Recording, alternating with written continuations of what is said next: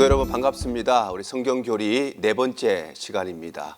우리 지난 시간에는 우리 삼위일체 하나님 중에 성부 하나님에 대해서, 즉 신론에 대해서 함께 공부했는데, 오늘 우리 네 번째 시간에는 기독론에 대해서 함께 살펴보겠습니다.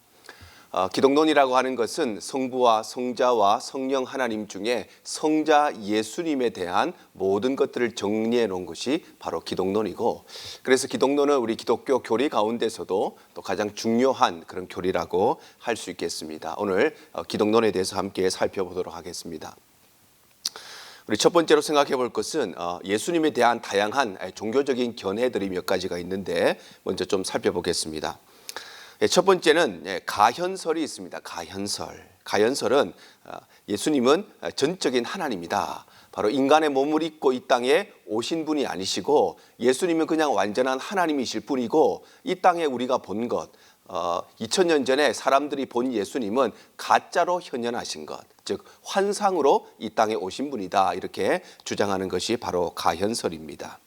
그러나 성경에 보면 예수님께서는 분명히 육체를 가지셨고, 그래서 식사도 하셨고 잠도 주무셨고, 우리가 잘 아는 도마는 예수님의 옆구리를 직접 만져본, 예수님의 육체를 만져보았기 때문에 가현설은 잘못된 그런 이론이죠. 자, 두 번째는 에베온주의라고 하는 것이 있습니다. 에베온주의. 이것은 예수님을 신적인 존재가 아니라 우리와 똑같은 전적인 사람으로 생각하는 것이 바로 에베온주의입니다. 그래서 예수님을 마치 성인 중에 한 사람으로, 아주 훌륭한 선지자나 예언자로 바라보는 것, 사람으로 태어나기는 했지만 어떤 메시아적인 사명을 받은 사람, 그렇게 바라보는 것이 바로 에베온주의로서, 예수님은 신적인 존재가 아니고 우리와 똑같은 사람이긴 한데 우리와는 좀 다른 큰 사명을 받은 사람으로 생각하는 것이 바로 에베온주의입니다. 자, 세 번째는 아리우스주의가 있습니다. 아리우스주의. 이것은 예수님을 반신반인으로 생각하는데, 여기에서 반신반인이라고 하는 것은 반은 신이고 반은 인간이고 그런 개념이 아니고, 아리우스주의에서 말하는 반신반인은 예수님은 하나님과 인간 사이에 있는 어떤 존재, 즉 하나님보다는 조금 낮은 존재이고 사람보다는 조금 높은 존재, 그렇게 생각한다는 것입니다. 그래서 높으신 하나님과 낮은 인간을 연결해 주는 존재, 그렇게 생각하는 것이 바로 아리우스주의입니다. 자, 그런가 하면 양자론이 있습니다. 양자론은 예수님은 하나님으로 승격되신 인간이다, 이렇게 이야기합니다. 예수님께서 우리와 똑같이 인간의 몸을 입고 이 땅에 태어나셨습니다. 아빠와 엄마 사이에서 똑같이 태어나셨습니다. 그런데 하나님이 보시기에 이 예수라고 하는 사람이 워낙 뛰어난 사람이라서 하나님이 이 예수를 양자로 삼으셨다는 것입니다. 그래서 원래는 사람으로 태어났는데 하나님으로 승격되셨다 하는 것이 바로 양자론입니다. 그래서 예수님을 구원자로는 생각하지만 예수님은 원래 이 땅에 인간으로 태어나셨기 때문에 창조주가 아니라고 이야기하는 것이 바로 양자론입니다. 그래서 오늘날에도 몰몬교라든지 여호와의 증인 같은 그런 단체에서는 예수님을 양자론으로 생각합니다. 자, 그런가 하면 우리가 믿는 복음주의가 있습니다. 복음주의에서 예수님은 어떤 분이신가? 예수님은 참 하나님이시면서 참 사람이시다. 예수님은 100% 완전한 하나님이시면서 100% 완전한 인간이시다. 이것이 바로 성경이 말하는 예수님의 모습입니다. 100% 하나님이시면서 100% 사람, 참 이해하기 힘든 존재의 양식으로 예수님이 이 땅에 오셨습니다. 왜 예수님은 우리 인간으로 이해하기 힘든 100% 하나님, 100% 인간, 참 설명하기 어려운 이런 존재 양식으로 이 땅에 오셨는가? 그것은 바로 하나님의 성품 때문이죠. 하나님의 사랑의 성품과 하나님의 공의의 성품 때문입니다. 하나님은 우리를 사랑하십니다. 사랑의 성품을 가지고 있습니다. 그러면서 동시에 하나님은 공의의 성품, 죄를 좌시하지 않으시는, 죄에 대해서는 반드시 심판하시는 하나님이십니다. 그래서 인간을 사랑하고 인간의 죄를 심판하셔야 되기 때문에 이 두 가지를 다 성취하기 위해서 어떻게 하셨는가? 바로 완전한 하나님이시자 완전한 인간으로 예수님이 이 땅에 오셔서 십자가에서 우리를 대신해서 죽으심으로 우리 하나님의 공의의 성품을 성취하시고, 그 십자가를 통해서 우리를 구원하심으로써 하나님의 사랑의 성품을 성취하시는 것입니다. 이렇게 설명하기도 힘들고 이해하기도 힘든 100% 하나님이시자 100% 인간, 그렇게 우리 주님이 이 땅에 오셨다는 것은 하나님은 우리를 구원하시기 위해서 수단과 방법을 가리지 않으신다는 것을 말합니다. 이해할 수도 없고 설명할 수도 없는 이 신비한 일들을 통해서 하나님이 예수 그리스도를 이 땅에 구원자로 보내셨다는 것은 우리가 다 이해 못한다 할지라도, 우리가 다 설명 다 할 수 없다 할지라도 이 신비한 일을 통해서 어떤 방법을 취하고 어떤 수단을 통해서도 우리 인간을 구원하시겠다는 하나님의 강력한 의지가 바로 여기에 담겨져 있는 것입니다. 자, 두 번째는 그래서 우리 디모데전서 3장 16절에 보면 이렇게 되어 있습니다. 크도다 경건의 비밀이여 그렇지 않다 하는 이 없도다. 그런 육신으로 나타난 바 되시고 영으로 의롭다 하심을 받으시고 천사들에게 보이시고 만국에서 전파되시고 세상에서 믿음 받으시고 영광 가운데 올려지셨느니라 말씀합니다. 바로 예수님은 육신으로 이 땅에 오셨습니다. 그러나 예수님은 영으로 바로 완전한 하나님이심으로써 이 땅에 오셨다는 것입니다. 자, 두 번째는 예수님의 명칭에 대해서 함께 살펴보겠습니다. 예수님의 명칭은 바로 예수님이 어떤 분이신가를 우리에게 가장 잘 보여주는 것입니다. 예수님의 명칭이 여러 가지가 있는데 그중에 첫 번째 예수라는 이름이 있죠. 이 예수라고 하는 이름은 죄인들을 자기 죄에서 구원할 자, 이런 의미를 가지고 있습니다. 바로 예수님께서 예수라는 이름을 가지신 것은 죄인들을 자기 죄에서 구원할 자라고 하는 예수님의 사명이 이 이름 속에 담겨져 있는 것입니다. 우리 마태복음 1장 21절에 보면 이렇게 기록이 되어 있죠. 아들을 낳으리니 이름을 예수라 하라. 이는 그가 자기 백성을 그들의 죄에서 구원할 자이심이라 하니라. 이름을 예수라 하는데 이 예수라는 이름의 뜻이 무엇인가? 그것은 바로 자기 백성을 그들의 죄에서 구원할 자다. 이런 의미를 가지고 있는 것입니다. 자, 두 번째 명칭은 그리스도라는 명칭입니다. 그리스도. 예수는 그리스도시죠. 그리스도라는 명칭은 바로 기름 부음을 받은 자, 이런 의미를 가지고 있습니다. 자, 누가복음 3장 21절 22절에 이렇게 기록이 되었습니다. 백성이 다 세례를 받을새 예수도 세례를 받으시고 기도하실 때에 하늘이 열리며 성령이 비둘기 같은 형체로 그의 위에 강림하시더니 하늘로부터 소리가 나기를 너는 내 사랑하는 아들이라 내가 너를 기뻐하노라 하시니라 말씀합니다. 예수님께서 세례를 받으실 때에 하늘의 문이 열립니다. 그리고 성령이 비둘기같이 그의 위에 강림하시고 하늘로부터 성부 하나님의 음성이 들립니다. 너는 내 사랑하는 아들이라 내가 너를 기뻐하노라 이렇게 말씀하십니다. 바로 예수님은 기름 부음을 받은 그리스도시라는 것입니다. 그래서 예수라고 하는 이름은 그야말로 이름이고 그리스도는 예수님의 직분을 말하는 것입니다. 제 이름이 김정훈 목사죠. 김정훈은 저의 이름입니다.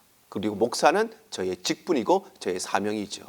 예수 그리스도 동일한 의미입니다. 예수는 이름이고 그리스도는 예수님의 직분이자 사명을 나타낸다는 것입니다. 자, 그러면 그리스도라고 하는 이 직분은 어떠한 일을 하는 것인가? 그것이 바로 예수님의 삼중직이라고 이야기하는데 세 가지의 직분을 감당하시는 것입니다. 첫 번째는 왕의 직분입니다. 왕이라고 하는 직분은 어떤 일들을 하느냐? 바로 마귀를 멸하시고 온 우주를 다스리는 통치자의 역할을 하신다는 것입니다. 예수님은 그리스도십니다. 그렇다면 그리스도는 어떤 일을 하는가? 그 첫 번째로 마귀를 멸하시고 온 우주를 통치하시는 왕의 역할을 하신다는 것입니다. 자, 두 번째 직분은 제사장의 직분입니다. 제사장은 어떤 사람이죠? 인간의 죄를 위해서 제사를 지내는 사람이 제사장인데 예수님께서 제사장의 역할을 하신다는 것은 인간의 근본적인 죄 문제를 해결하신다는 것입니다. 그래서 예수님께서 우리의 모든 죄를 대신 짊어지시고 십자가에서 죽으시고 그래서 우리 인간의 모든 죄 문제를 해결하심으로 예수님께서는 제사장의 직분을 감당하신다는 것입니다. 자, 세 번째는 선지자의 직분입니다. 선지자의 직분은 말씀을 선포함으로써 하나님의 만나는 길이 되는 자. 예수님이 바로 우리 인간으로 하여금 하나님을 만날 수 있게 하는 중보자가 되시고 길이 되시는 분이시죠.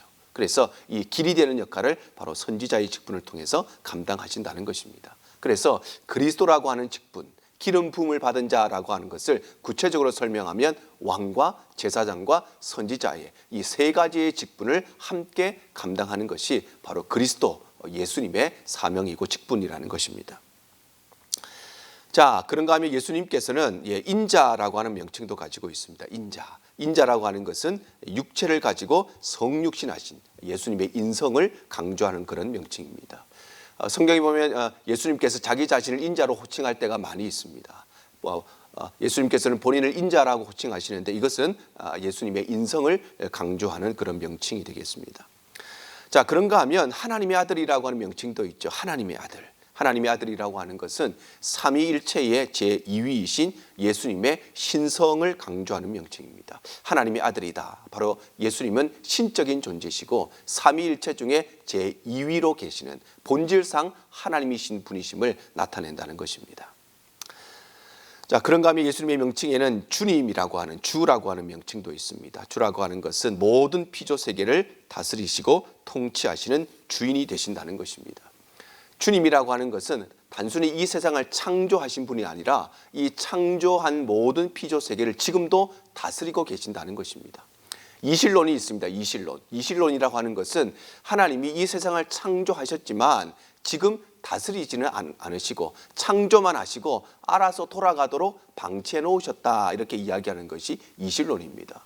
그러나 복음은 그렇지 않죠. 삼위일체 하나님께서 이 세상을 창조하셨을 뿐만 아니라 지금도 모든 피조 세계의 주인이 되셔서, 주님이 되셔서 모든 창조 세계를 다스리고 통치하고 계시는 것입니다. 그래서 예수님의 명칭은 바로 주님인 것입니다.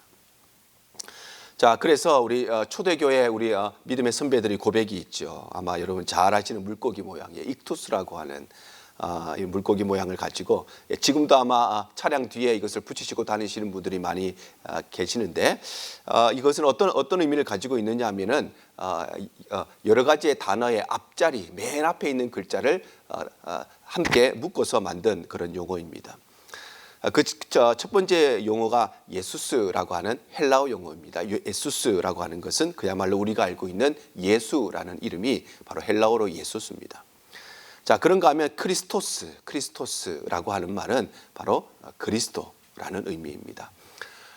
우리가 성탄절이 되면 어떤 간판에 큰 글씨로 엑스마스 이렇게 되어 있는 것을 봅니다. 그런데 여기에서 X라는 것은 영어의 X가 아니고 헬라어입니다. 헬라어. 그래서 이 X라고 하는 것은 헬라어로 크리스토스, 바로 그리스도를 말합니다. 그래서 엑스마스는 엑스마스가 아니고 크리스토스마스, 즉 크리스마스를 의미하는 것입니다.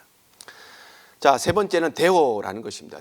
데오라는 것은 바로 하나님, 이런 의미를 가지고 있고요. 네 번째는 휘오스라는 용어인데, 휘오스라는 것은 바로 아들이라는 의미를 가지고 있습니다.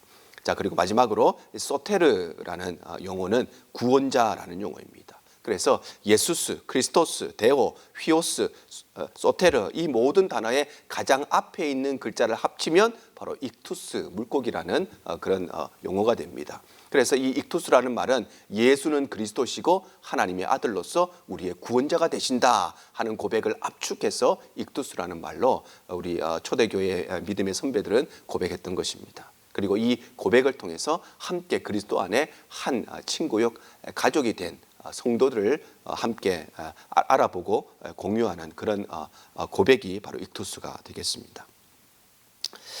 자, 예수님의 신성에 대해서 함께 살펴보겠습니다. 예수님의 신성. 예수님은 육체를 가지고 이 땅에 성육신하셨지만 그러나 예수님은 본질적으로 신적인 존재, 바로 예수님은 하나님이시라는 것이죠.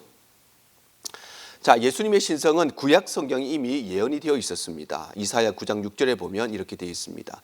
이는 한 아기가 우리에게 낳고 한 아들을 우리에게 주신 바 되었는데 그의 어깨에는 정사를 메었고 그의 이름은 기묘자라, 모사라, 전능하신 하나님이라, 영존하시는 아버지라, 평강의 왕이라 할 것임이라.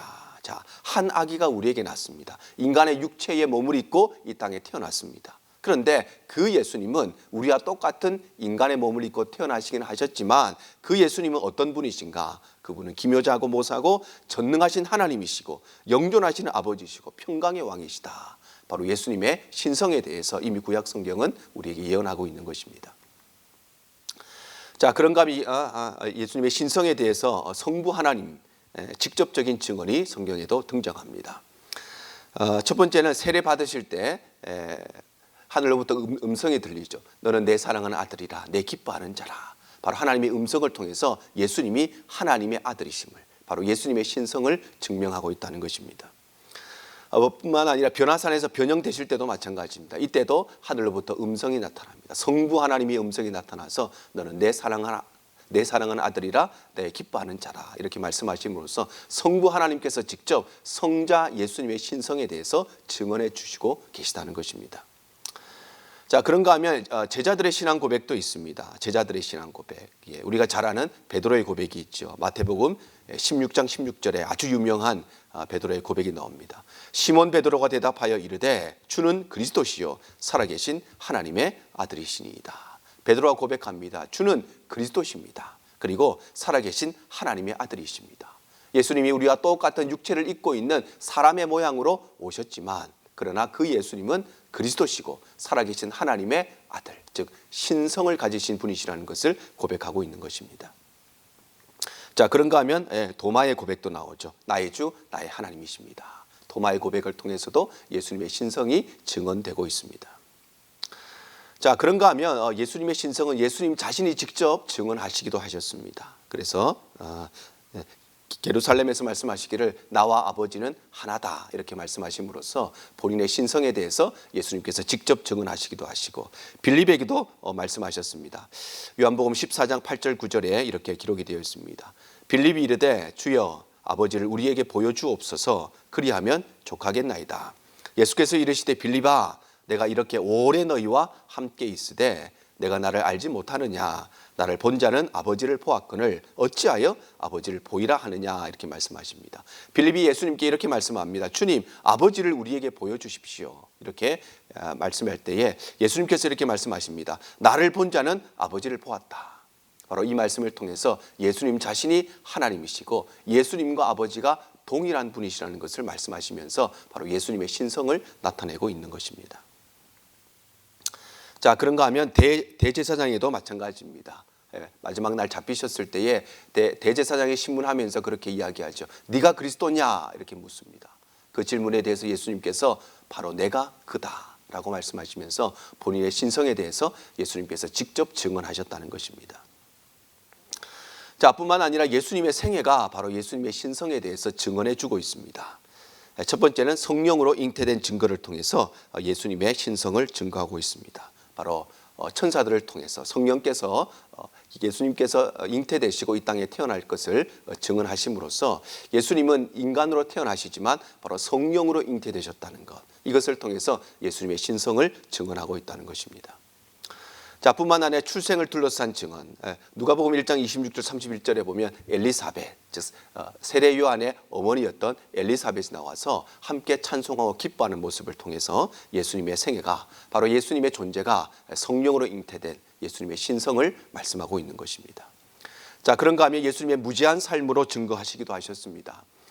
만약에 예수님께서 신적인 존재가 아니시라면 신성이 없으시라면 이 땅에 살아가시면서 많은 죄를 저지르셨을 것입니다. 그런데 예수님께서는 33년의 공생의 기간 육체를 가지시고 살아가는 이 세월 동안 한 번도 죄를 지으시지 않으셨습니다. 이 무지한 삶을 통해서 바로 예수님은 바로 신성을 가지신 하나님이시라는 것을 증언하고 있다는 것입니다.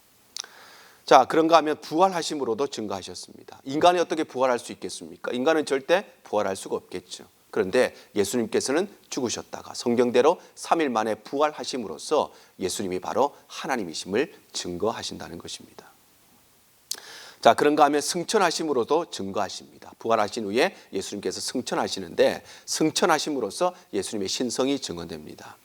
자, 사도행전 1장 9절에서 10절이 이렇게 말씀합니다.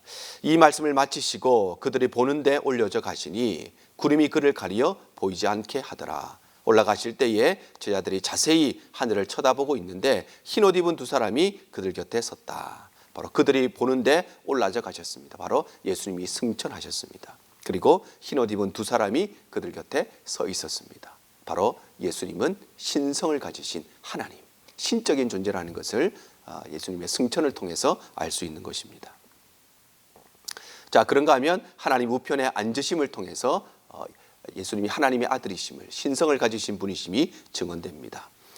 마가복음 16장 19절입니다. 주 예수께서 말씀을 마치신 후에 하늘로 올려지사 하나님 우편에 앉으셨다. 하나님 우편에 앉으심으로써 바로 본인의 원래의 자리에 앉으심으로써 예수님의 신성이 증언되는 것입니다. 자, 뿐만 아니라 재림의 예언을 통해서도 증거하십니다. 데살로니가전서 4장 16절 17절에 보면 재림 때에 공중에서 주를 영접하게 될 것이다. 이렇게 성경이 말씀하고 있습니다. 사람이라면 어떻게 공중에 떠 있을 수 있겠습니까? 공중에서 예수를 만난다는 것은 바로 예수님의 신성을 증언하고 있다는 것입니다. 자, 뿐만 아니라 예수님의 사역이 예수님의 신성을 증언합니다. 자, 첫 번째는 자연 법칙을 초월하는 일들이 나타나죠. 우리 요한복음 2장 7절 10절에 보면 가나의 혼인 잔치에서 예수님께서 물을 포도주로 만드십니다. 이런 자연 법칙을 벗어나는 것을 통해서 자연 법칙을 초월하는 하나님의 기적의 역사를 통해서 예수님은 인간으로 이 땅에 오셨지만 그러나 예수님은 하나님이시라는 것을 증언하신다는 것입니다. 자, 두 번째는 자연을 통치하십니다. 우리 마태복음 8장 26절에 보면 예수님께서 풍랑을 잠잠케 하시는 사건이 기록되어 있습니다. 어떻게 사람이 자연을 통치할 수 있겠습니까? 다스릴 수가 없죠. 그런데 예수님께서 자연을 다스리십니다. 풍랑을 통치하십니다. 이것을 통해서 바로 예수님이 하나님이시라고 하는 것, 그 신성이 증언되는 것입니다. 뿐만 아니라 죄 용서의 선포를 통해서 예수님의 신성을 나타내십니다. 우리 마가복음 2장 5절에 이렇게 말씀하시죠. 예수께서 그들의 믿음을 보시고 중풍병자에게 이르시되 작은 자야 내 죄사함을 받았느니라. 죄사함을 선포하십니다.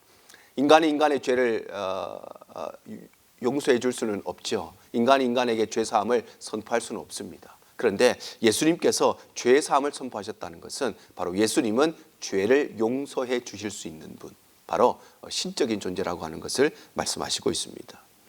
이뿐만 아니라 예수님께서는 공생의 기간 동안에 수많은 사람들의 육체의 질병을 고쳐주셨습니다. 그리고 귀신을 쫓아내시면서 영적인 질병들도 고쳐내시고 심지어는 죽은 자도 살리십니다. 이런 기적의 역사를 통해서 예수님의 신성이 우리에게 증언되고 있는 것입니다.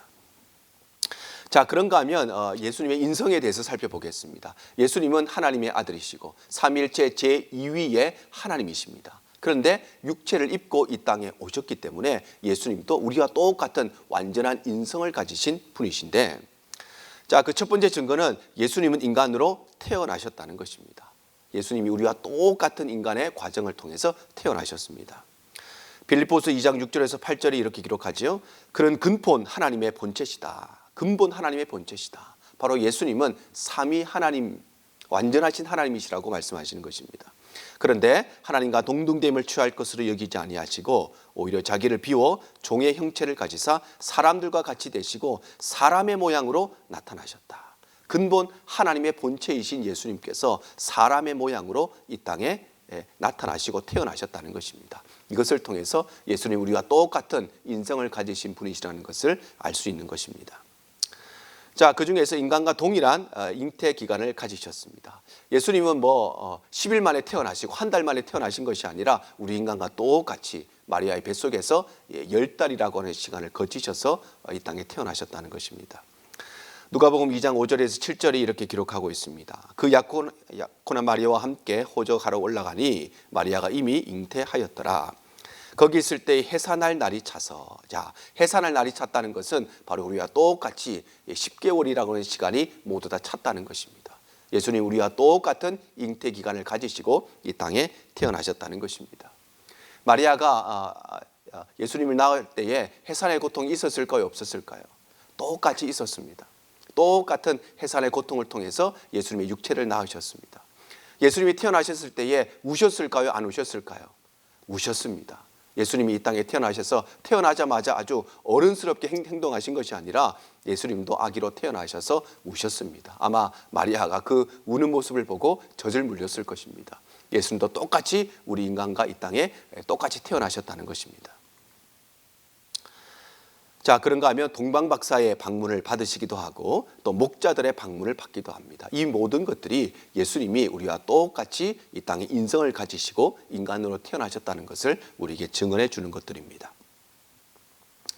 자, 그런가 하면 예수님은 인간으로 사셨습니다. 인간으로 태어나셨을 뿐만 아니라 우리 인간과 똑같은 성장 과정, 우리 인간과 똑같은 감정, 우리 인간과 똑같은 한계를 가지시고 인간으로 사셨다는 것입니다.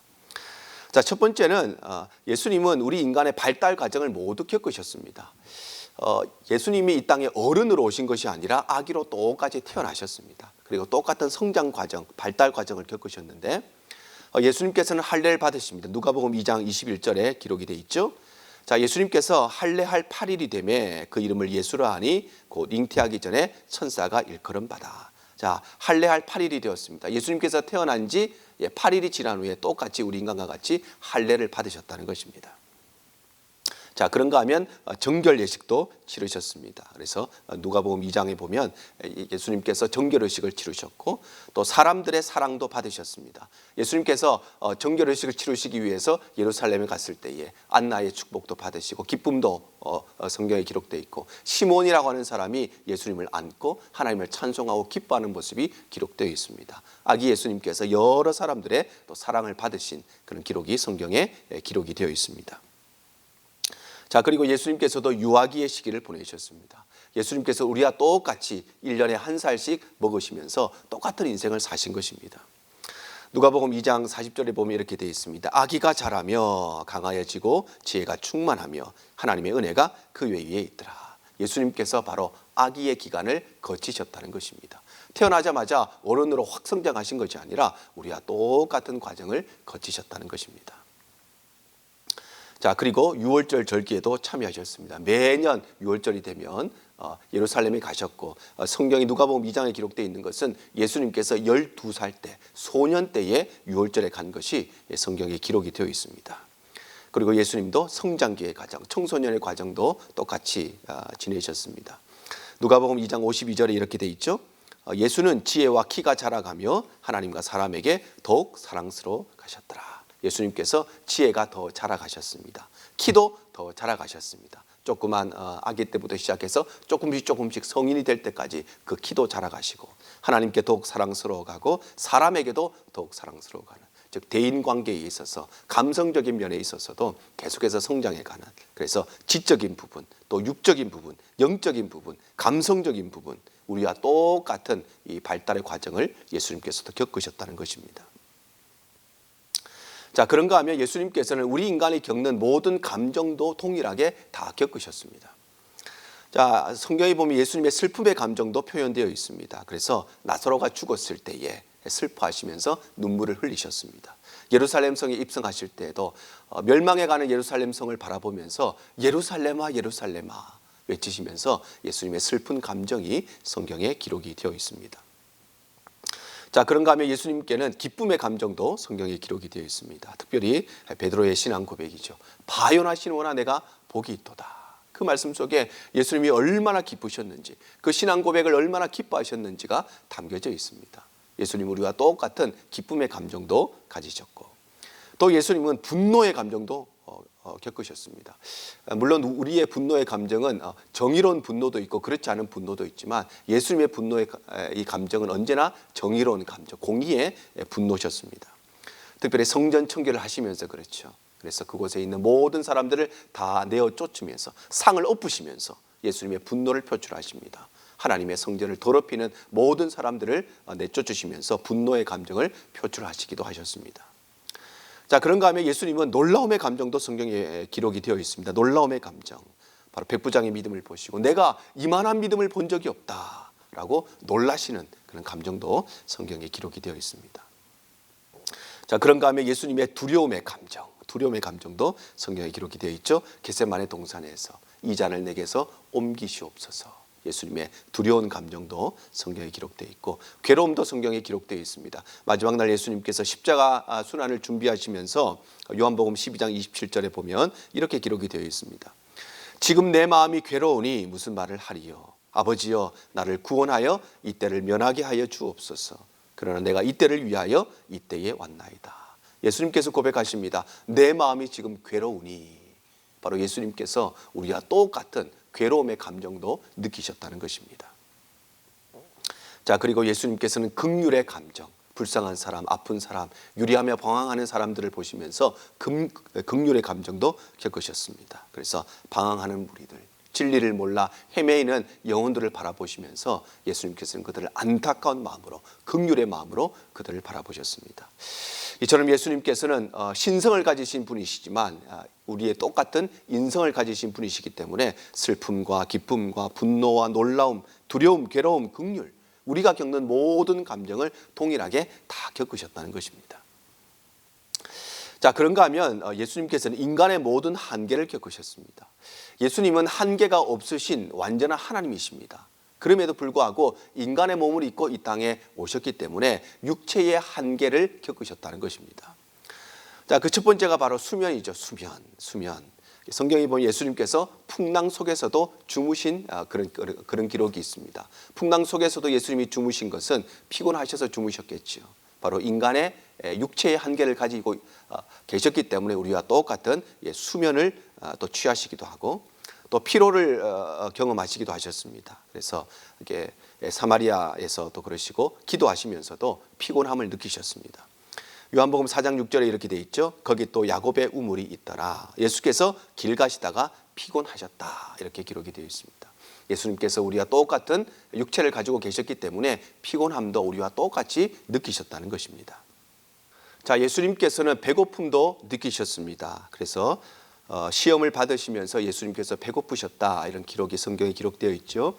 마태복음 4장 1절 2절입니다. 그때 예수께서 성령에게 이끌려 마귀에게 시험을 받으러 광야로 가셨는데 40일을 밤낮으로 금식하신 후에 줄이셨다. 배고프셨다. 이렇게 성경에 기록되어 있습니다. 예수님도 우리와 똑같이 밥을 안 드시면 배고픔을 느끼셨다는 것입니다. 자, 그런가 하면 예수님은 목마름도 느끼셨죠. 특별히 십자가 위에서 예수님께서 내가 목마르다 말씀하시면서 예수님의 목마름이 성경에 기록이 되어 있습니다.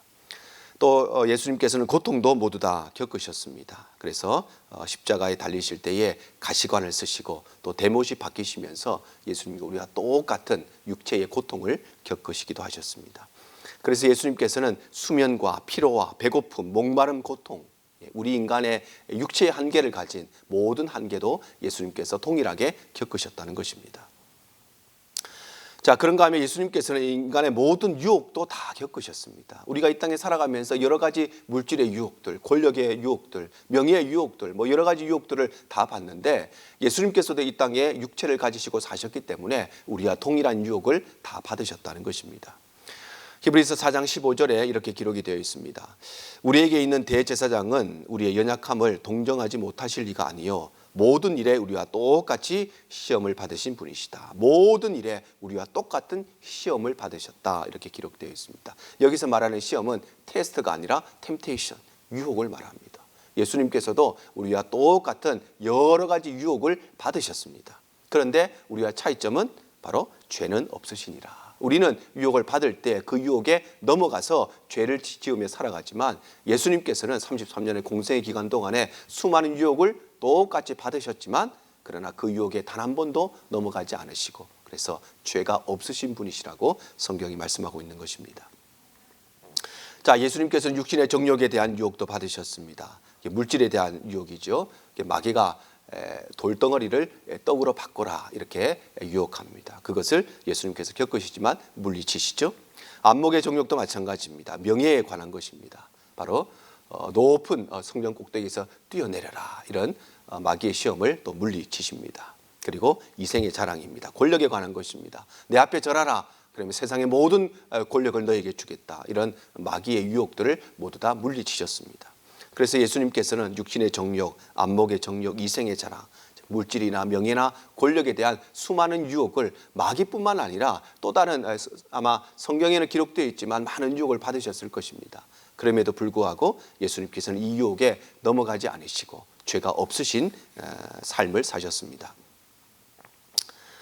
자, 뿐만 아니라 예수님은 인간으로 죽으셨습니다. 바로 육체의 죽음도 예수님께서 경험하셨다는 것입니다. 무엇을 통해 죽으셨죠? 바로 십자가를 통해서 죽으셨습니다. 그래서 십자가가 무엇인가? 십자가는 우리 기독교의 정문입니다. 정문. 그래서 우리 기독교로 들어오려고 하면 반드시 그 십자가라고 하는 정문을 통과하여야만 우리 기독교 세계 안으로 들어올 수 있는 것입니다. 십자가를 통과하지 않았다면 그것은 기독교 세계 안에 들어왔다고 말할 수가 없습니다. 복음 안에 들어왔다고 말할 수가 없습니다. 십자가가 바로 우리 신앙의 정문이기 때문입니다. 오늘날 많은 성도들이 교회 안에 있지만 이 정문인 십자가가 아니라 후문으로 들어온 사람들도 있습니다. 빨리 정문을 통과해야 십자가를 통과해야 진정한 신앙인이 되는 것입니다. 자, 예수님의 죽음의 과정을 살펴보겠습니다. 첫 번째는 예수님은 체포를 당하시죠. 체포를 당하시는데 바로 가룟 유다의 배신을 통해서 로마 군사들에게 체포를 당하십니다. 자, 그리고 대제사장들과 공회의 신문을 받게 됩니다. 그래서 대제사장과 장로들이 빌라도에게 넘길 것을 결의하게 됩니다. 빌라도에게 왜 넘기게 되느냐? 그 당시 유대 사회는 자치권을 인정받고 있었습니다. 로마 정부로부터 유대인들만의 자치권을 인정해 주었는데 단 한 가지, 사람을 사형시키는 일은 반드시 로마의 허락을 받게 되어 있었습니다. 그래서 대제사장들과 공회가 예수님을 사형시키기로 결정을 했는데 자신들이 법적으로 집행을 할 수가 없었기 때문에 빌라도에게 사형시킬 것을 허락을 받기 위해서 빌라도에게 보내었던 것입니다. 그래서 빌라도가 예수님을 시험하게 됩니다. 그런데 그도 헤롯 관할에 속한 줄 알고 헤롯에게 보내게 됩니다. 빌라도가 예수님을 신문했습니다. 그런데 예수님의 죄를 발견하지 못했습니다. 본인이 여러 가지 이야기를 통해서 예수님과 대화를 하고 물어보고 답변을 들어도 도무지 예수님의 죄를 발견할 수가 없었습니다. 그래서 본인은 여기에서 좀 빠지고 싶어서 헤롯에게 보내었던 것입니다. 그래서 헤롯 안디바가 예수님을 신문합니다. 헤롯 안디바라고 하는 사람은 예수님께서 태어나셨을 때에 2살 밑으로 모든 남자 아기를 죽였던 헤롯 대왕의 아들입니다. 그리고 세례 요한을 죽였던 사람이고 예수님께서 이 안디바에게 여우라고 호칭하신 적이 있습니다. 바로 이 헤롯 안디바의 신문을 받으시는데 신문한 후에 다시 빌라도에게 보내게 됩니다. 안디바도 아마 똑같은 마음이었을 것입니다. 그래서 법적인 권한은 빌라도 당신, 로마 총독인 당신에게 있으니 당신이 처리하시오 하고 다시 보내었던 것입니다. 그래서 결국 빌라도가 최종 판결을 하게 되죠. 그래서 빌라도가 십자가형을 선고합니다. 빌라도는 예수님의 죄를 발견하지 못했습니다. 그래서 손을 씻죠. 나는 이 일과 무관하다라고 이야기하면서 그럼에도 불구하고 십자가형을 선고하게 됩니다. 십자가형을 선고받은 예수님께서는 군병들의 고문을 받으십니다. 그래서 때리고 옷을 벗기고 가시관을 씌우고 희롱하고 침뱉는 이런 순환을 당하시고 골고다 언덕으로 올라가십니다. 십자가를 직접 지고 이동하시고 매질을 당하시기도 하셨습니다. 그리고 십자가에 못 박히시죠. 대못으로 박히시고 관통상으로 출혈이 생깁니다. 그리고 마지막으로 창에 찔리십니다. 옆구리에 창에 찔리셔서 모든 물과 피를 다 쏟으십니다. 성경에 옆구리에 창에 찔렸다 이렇게 기록이 되어 있는데 옆구리에 찔렸다는 것은 옆구리를 찌르는 것이 아니라 그 목표물은 심장입니다. 옆구리에서 이게 십자가에 예수님이 높이 달려 계시죠. 로마 군병이 밑에서 창을 찌릅니다. 로마 군병이 밑에서 창을 찌른다는 것은 옆구리를 통과해서 심장을 겨냥하는 것입니다. 심장에 창을 찔러서 완전히 사망한 것을 확인하기 위해서 그렇게 찔렀다는 것입니다. 그리고 모든 물과 피를 다 쏟으심으로써 예수님께서는 이 땅에 십자가의 모든 사역을 완성하신 것입니다. 자, 예수님의 구속사역에 대해서 살펴보겠습니다. 예수님의 구속사역. 예수님의 구속사역의 목적이 무엇인가? 그것은 십자가에서 죽으심으로 우리를 구원하시기 위함이었습니다. 예수님이 왜 십자가에서 죽으셨는가? 단 한 가지 이유입니다. 바로 저와 여러분을 구원하시기 위해서입니다. 이 땅에 많은 종교들이 있습니다. 이 땅에 사람들이 섬기는 많은 신들이 있습니다. 그런데 그 신들 중에 수많은 신들 중에 자신을 섬기는 사람을 위해서 희생하는 신은 단 하나도 없습니다. 이 땅에 많은 신들이 있다고 하는데 그 신들 중에 자기를 경배하고 예배하는 인간들을 위해서 희생하는 신은 아무도 없습니다. 바로 예수님만이 우리를 위해서 희생하시고 헌신하시고 십자가에서 죽으신 것입니다. 그래서 예수님만이 참 주인이 되시고 예수님만이 참 구원자가 되시는 것입니다.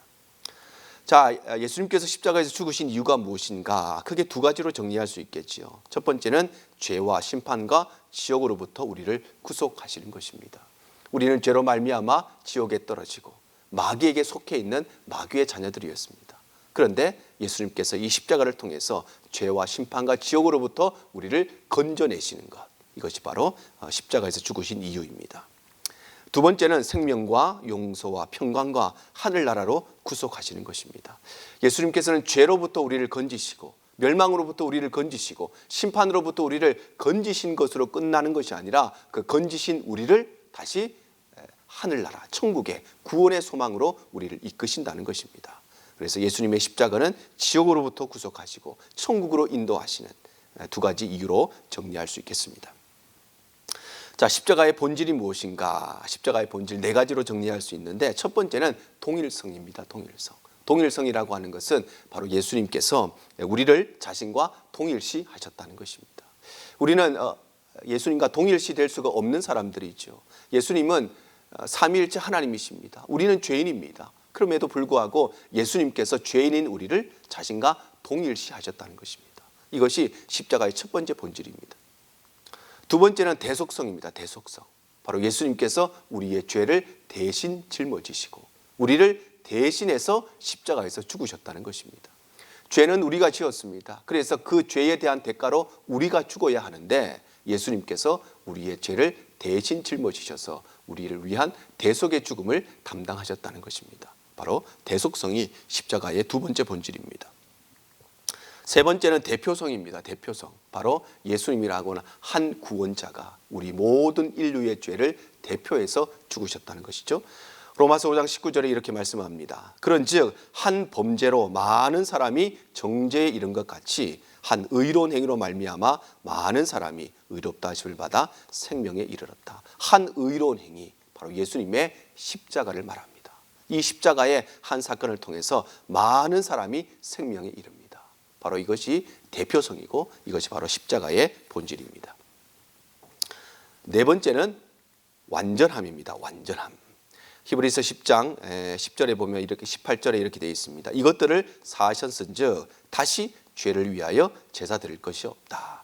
구약의 제사는 계속 반복적으로 제사를 드려야 했습니다. 죄를 지으면 또 제사를 지내고 죄를 지으면 또 제사를 지내고 끊임없이 반복해야 했지만 예수님의 십자가는 다시 죄를 위하여 제사 드리지 않아도 되는 영원한 제사, 바로 단번에 우리의 모든 것들을 완전히 해결하신 완전함이 바로 십자가의 네 번째 본질입니다. 자, 십자가의 의미를 몇 가지로 좀 정리해 보겠습니다. 십자가는 어떤 의미가 있는가? 십자가의 첫 번째 의미는 속죄의 의미입니다. 속죄의 의미. 바로 예수님께서는 죄를 제거하셔서 하나님의 진노로부터 우리를 가려주시는 속죄의 의미가 십자가의 의미입니다. 예수님의 십자가는 우리의 모든 죄를 다시는 복구할 수 없도록 완전히 없애시고 완전히 제거하십니다. 지금은 조금 틀려졌습니다만 과거에는 우리가 모두 다 사진을 찍을 때에 필름 카메라를 썼습니다. 카메라에다가 필름을 넣고 그래서 사진을 찍었죠. 아마 한두 번 경험들이 다 있으셨을 것입니다. 이 필름에다가 빛이 들어가면 찍었던 모든 사진이 다 한 방에 다 날아가 버립니다. 다 지워버립니다. 복구가 안 됩니다. 아마도 한두 번씩은 아마 카메라를 잘못 이렇게 하셔서 어떤 여행에 가서 아주 중요한 사진들을 많이 찍었는데 그 사진을 다 날린 기억들 아니면 그런 이야기를 한두 번씩 다 들어보셨을 것입니다. 빛이 들어가면 더 이상 찍었던 그 사진들을 절대 복구할 수가 없습니다. 그것처럼 우리의 삶에 하나님의 십자가의 은혜의 빛이 임하면 우리의 모든 죄악의 기록들이 다 지워져 버린다는 것입니다. 더 이상 복구할 수가 없도록 예수님의 십자가 사건은 우리의 죄를 완전히 제거하는 사건이 되는 것입니다. 두 번째는 화목제물의 의미입니다. 바로 예수님께서는 자신을 희생제물로 드리셔서 하나님의 진노를 진정시킨 화목제물의 의미가 있습니다. 세 번째는 대속의 의미입니다. 대속의 의미. 바로 인간이 할 수 없는 것을 대신하여 행하셨습니다. 우리의 죄를 대신 대속하신 대신의 의미가 바로 십자가의 세 번째 의미입니다. 네 번째는 구속의 의미입니다. 구속은 우리를 되사기 위해서 자신의 생명을 지불하셨다는 것입니다. 우리는 값없이 은혜를 받았습니다. 우리는 값없이 은혜를 받았지만 하나님은 값비싼 대가를 치르셨습니다. 바로 예수 그리스도라는 이 세상 그 무엇과도 비교할 수 없는 그 예수님을 십자가에 내어주시는 값비싼 그 값을 치르시고 우리에게는 값없이 그 은혜를 주셨다는 것입니다. 바로 이 구속이 십자가의 네 번째 의미입니다. 마지막 다섯 번째는 화해의 의미입니다. 하나님과의 관계를 회복시키시는 화해가 십자가의 의미입니다. 우리 로마서 5장 10절입니다. 곧 우리가 원수 되었을 때에 그의 아들의 죽으심으로 말미암아 하나님과 화목하게 되었은즉 화목하게 된 자로서는 더욱 그의 살아나심으로 말미암아 구원을 받을 것이다. 바로 십자가를 통해서 우리는 하나님과 화목하게 되었다는 것입니다. 우리는 하나님을 생각할 수도 없고 하나님을 만나고자 하는 마음조차도 없는 전적인 타락, 전적인 부패, 전적인 무능력한 상태에 있었는데 예수님의 십자가 사건을 통해서 우리가 다시 거룩하신 하나님, 우리의 창조자, 우리의 아버지와 만나게 되고 화목하게 되는 은혜를 얻었다는 것입니다.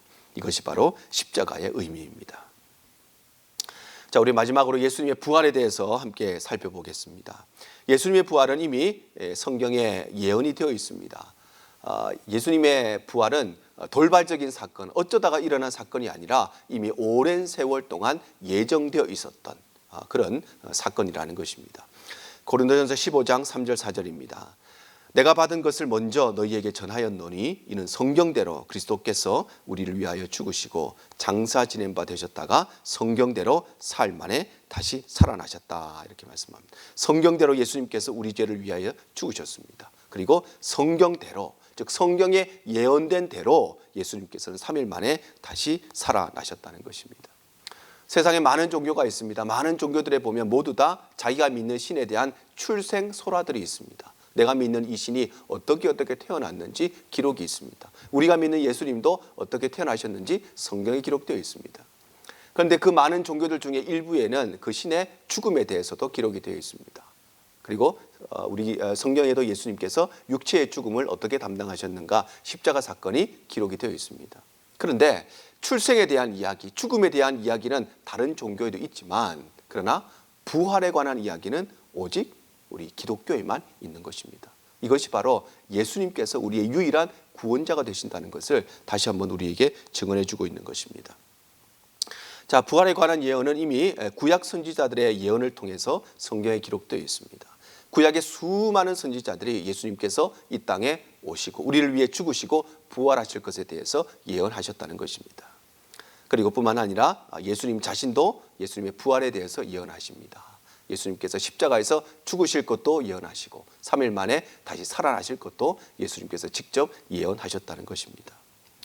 뿐만 아니라 부활에 많은 증인들이 있습니다. 많은 증인들 가운데 첫 번째는 막달라 마리아죠. 막달라 마리아. 예수님의 빈 무덤을 처음으로 발견한 사람이 바로 막달라 마리아. 그들이 바로 부활의 증인이 됩니다. 뿐만 아니라 엠마오로 가던 두 제자가 있습니다. 예수님께서 십자가에서 죽으시고 또 무덤에 묻히신 후에 모든 것을 포기하고 내려놓고 고향 땅으로 돌아가던 두 제자. 성경에는 그 중에 한 명이 글로바라고 기록이 되어 있습니다. 또 한 사람의 이름은 성경에 기록되어 있지 않지만 많은 성경학자들은 또 한 사람이 그 글을 쓰고 있는 마가 요한이라고 생각하기도 합니다. 어쨌든 엠마오로 가던 두 제자가 바로 부활하신 예수님을 직접 만나고 부활의 증인이 되는 것입니다. 뿐만 아니라 성경에는 500여 형제에게 예수님께서 부활하신 모습을 보이셨다 이렇게 기록이 되어 있습니다. 그래서 이 수많은 부활의 증인들이 바로 예수님의 부활을 우리에게 증언해주고 있고 증거해주고 있는 것입니다. 자, 예수님의 부활에 대한 거짓 증언들이 몇 가지 있습니다. 예수님께서 죽으셨다가 살아나셨다. 참 인간의 지혜와 인간의 지식으로는 이해할 수 없는 일이죠. 다 받아들일 수 없는 어려운 일입니다. 그래서 이 부활에 대한 거짓 증언들이 몇 가지가 있는데 그 대표적인 첫 번째가 기절설입니다. 기절설. 기절설은 그야말로 예수님께서 십자가에서 죽으신 것이 아니라 기절하셨다는 것입니다. 그래서 무덤에 들어가실 때도 기절한 상태에서 들어가셨다가 무덤에서 다시 깨어나셔서 나오셨다. 이것이 바로 기절설입니다. 그런데 성경에 분명히 창에 찔려서 물과 피를 다 쏟으셨다 이렇게 기록되어 있습니다. 우리가 살다 보면 살을 칼에 이렇게 베일 때가 있죠. 칼에 베이면 어떻게 됩니까? 피가 납니다. 살아있는 사람에게는 피가 납니다. 그런데 죽은 사람에게는 어떻게 되느냐? 피가 나오고 물이 다 나옵니다. 이것이 살아있는 사람과 죽은 사람의 차이입니다. 우리가 칼에 베였습니다. 그런데 피가 나오고 물이 나오는 경우는 없죠. 피만 나옵니다. 우리의 생명이 아직 살아있기 때문입니다. 예수님께서 창에 찔렸을 때에 물과 피를 다 쏟으셨다는 것은 예수님께서는 이미 그 당시에 죽은 상태, 육체가 죽은 상태였다는 것을 말해주고 있는 것입니다. 자, 두 번째는 도난설입니다. 도난설. 도난설은 예수님의 시체를 제자들이 훔쳐갔다 이렇게 기록하고 있는 것입니다. 그래서 예수님의 죽으신 시체를 제자들이 훔쳐서 어딘가에 숨겨놓고 예수님의 무덤이 비어있다, 예수님이 부활하셨다 이렇게 거짓말을 했다고 주장하는 것이 바로 도난설입니다. 도난설.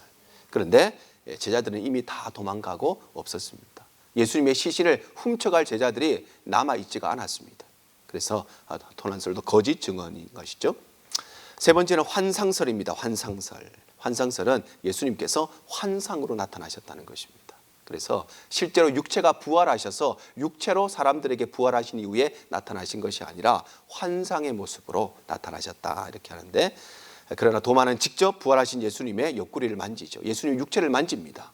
이것은 예수님께서 환상으로 나타나신 것이 아니라 실제 육체가 부활하셔서 육체로 나타나셨다는 것을 우리에게 증언해 주고 있는 것입니다. 자, 그런가 하면 소생과 부활에 대해서 좀 생각해 보려고 합니다. 소생과 부활은 공통점이 두 가지가 있습니다. 첫 번째는 소생과 부활은 모두 다 죽음을 경험했다는 것입니다. 그리고 두 번째 공통점은 둘 다 살아났습니다. 죽었다가 살아난 것, 이것이 소생과 부활의 공통점입니다. 그런데 소생과 부활의 중요한 차이가 무엇이냐? 소생은 살았다가 다시 죽었다는 것입니다. 자, 어떤 사람이 죽었습니다. 그리고 다시 소생했습니다. 살아났지만 그 사람도 나중에 나이가 들어서 죽었다는 것이죠. 그런데 부활은 소생과 달리 살아난 후에 영원히 죽지 않는다는 것입니다. 예수님께서 부활하셨다는 것은, 예수님께서 죽었다가 3일 만에 부활하셨다는 것은 다시 죽지 않으시고 그때로부터 지금까지 계속해서 살아계시고 지금도 우리 가운데 역사하고 계시다는 것을 말씀하는 것이죠. 자, 그래서 소생한 사람은 성경에 사르밧 과부 아들 외에 6명이 더 등장합니다. 엘리야 선지자와 엘리사 선지자를 통해서 사르밧 과부의 아들과 수렘 여인의 아들이 다시 죽었다가 소생하게 됩니다. 예수님께서 3명의 죽은 사람을 살리십니다. 나사로를 살리시고 나인성 과부의 아들을 살리시고 야이로의 딸을 살리십니다. 나중에 보면 베드로가 다비다라고 하는 여제자를 살리고, 그리고 사도 바울이 유두고라고 하는 청년, 설교를 듣다가 떨어져 죽은 청년을 살리게 됩니다. 그런데 이 사람들이 모두 다 소생했지만, 죽었다가 살아났지만, 그러나 이 사람들도 나중에 나이가 들어서 다 죽었다는 것입니다.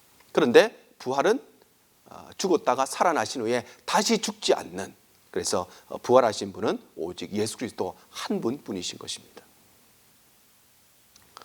자, 부활의 영광이 무엇인가? 부활의 첫 번째 영광은 바로 창조주의 영광입니다. 창조주의 영광.